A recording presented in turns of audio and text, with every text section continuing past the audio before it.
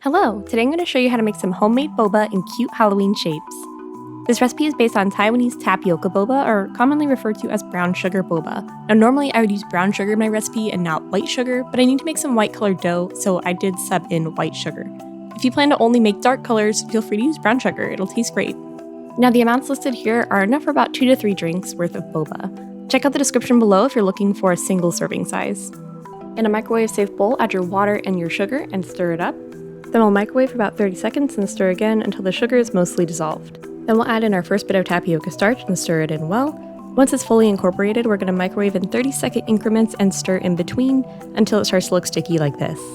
Now that it's completely sticky, give it a good stir and make sure there's no liquid parts left, and add the rest of your tapioca starch. Now we're going to fold this in carefully. We want to make a ball of dough.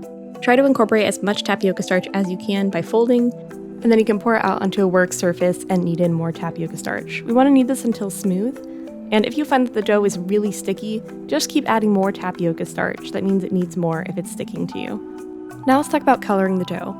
For most colors, I'm just going to add in some gel food coloring. I found that works best for me. In this case, I'm making black, and just knead it in until it's fully incorporated throughout the dough. Be sure to wrap the dough in saran wrap so it doesn't dry out.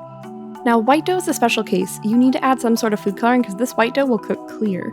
I like to use this edible pearl luster dust. It gives an amazing opaque white look. I'll put a link in the description below to the one I use, but any edible luster dust should work.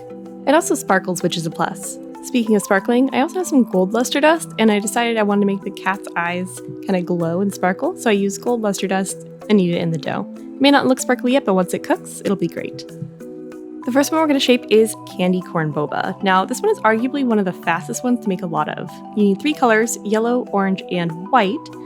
Start out by rolling out the yellow. Once you have a thin log of yellow, you're going to press it down.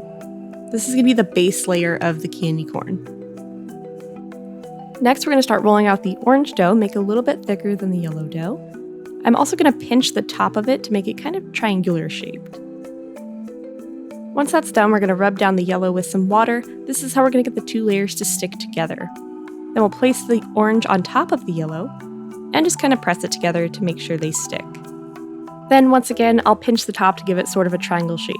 I'm also going to flatten out the top so it looks kind of like this, a candy corn with the tip broken off. Now we're going to roll out the white and make this the smallest layer.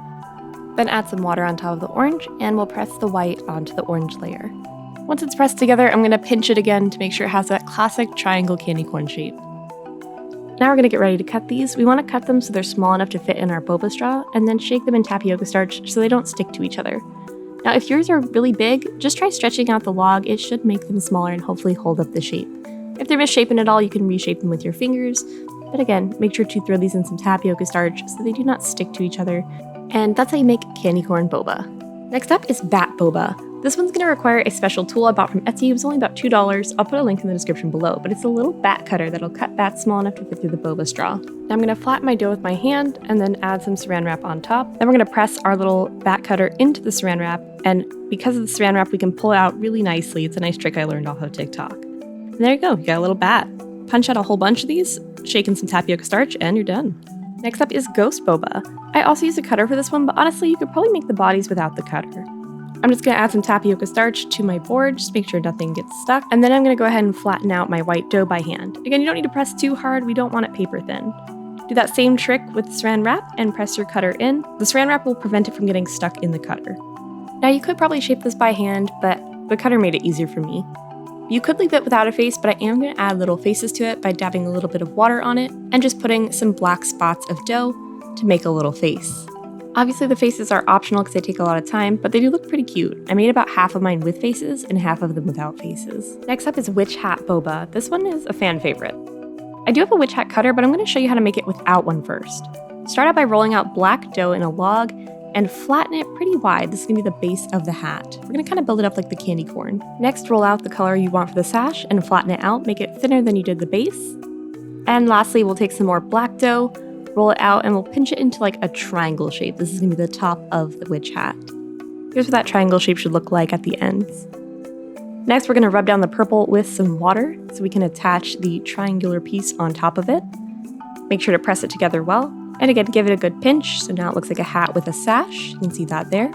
Next, we're going to add water to the base of the witch hat and take that piece we just made and attach it. Pinch it and press it so it sticks together well, and on the ends you should see little witch hats like this. I also bent down the top a little bit to give it a little flair. Carefully cut these and you'll have little witch hat boba. Now if you do have a little witch hat cutter, you can take some black dough, flatten it, and then add a little stripe of whatever sash color you want. I did orange in this case. Do the same trick we were doing before with the saran wrap. Press down, line it up, and then you have a little witch hat. It's pretty quick and easy too. Next up is black cat boba, which also requires a little cutter. Flatten out your black dough like before, use the cat head cutter and punch out a little cat head. You can leave these as is or add little details. I used the golden dough that I made earlier and made little eyeballs. Just attach them with some water and press them in and they should be good. I also tried to add a nose and pupils, but they didn't cook very well. Alright, saving the best for last is eyeball boba. I tried to come up with an efficient way to make this so you weren't sculpting them all night. I started by flattening out the white and adding some water. Then we're going to roll out the red into thin lines, and these are going to be the veins. I'm going to press some of the red all over the white in a vein-like pattern. Once you have tons of these veins all over the white, you're going to tear off a little piece and roll this into a ball, and try to make sure this ball is small enough to fit up your boba straw. Now that we have the main ball for the eyeball, we're going to add a little bit of water where we're going to stick the iris, and then take whatever color you want. I'm going to start off with blue for this example, but I've got brown and green on the side as well. Once you press in a little circle of blue, press in a little piece of black on top of it, and roll it one more time for good measure, and you've got a little eyeball. Repeat this with any other eye colors you want to do, like brown and green, and make a whole bunch of them. These ones are my favorite, and they're super spooky and fitting for Halloween. Let's talk how to cook the boba. So usually you boil it for about 10 to 15 minutes on the heat, and then let sit another 10 to 15 minutes off the heat, but it really depends on the size. I think it's pretty safe to cook it 10 minutes on and 10 minutes off, and then check towards the end to see if it's fully cooked. If it looks raw in the middle, leave it in the pot a little bit longer and it should be good. Pour your boba into a pot of boiling water and then wait till they all float to the top. Once they're all floating, we're going to cover and turn the heat down to low and let cook for 10 to 15 minutes. Then pull off the heat and let cook for 10 to 15 more minutes before draining and rinsing in cold water to stop the cooking process. Once they're fully rinsed, you can let them soak in honey to take on some extra sweetness. Now here's what all the bobas look like just in a clear glass of water. They are so cute. You can see the eyeballs, the candy corn, bats, witch hats, everything. I really love how they turned out. I recommend serving this in Thai tea, matcha milk tea, or taro milk tea because it's orange, green, and purple anyways, which are Halloween colors. You could also take some fruit tea, like strawberry tea, and add a little red food coloring for some extra spookiness. I think it looks great like this. If you want to make this for a party or make this ahead of time, you can freeze the dough after you shape it, but before you boil it. Only boil it when you're ready to eat it. It should last up to a couple months if it's frozen. I had a really fun time making this project. I hope this tutorial is helpful. Making boba can be really tricky, so let me know if you have any questions. I'll try to answer them the best I can. Thank you again. Be sure to subscribe and leave a comment down below of what you want to see next. Thanks. Bye.